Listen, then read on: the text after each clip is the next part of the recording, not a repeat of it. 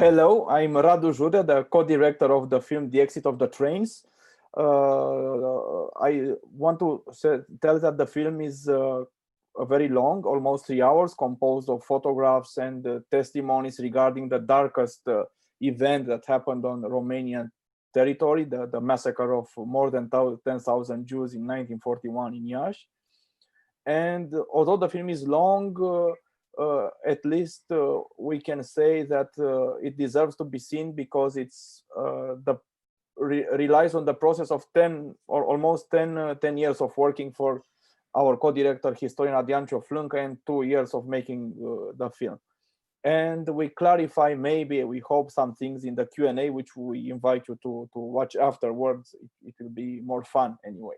My name is Adrian Cioflâncă. I'm a co-director of this film, but actually I'm a historian. So my work here was mostly to document and to provide material using a huge database I've collected in the last 10 years with documents from Romania, Israel, Germany, United States, and so on.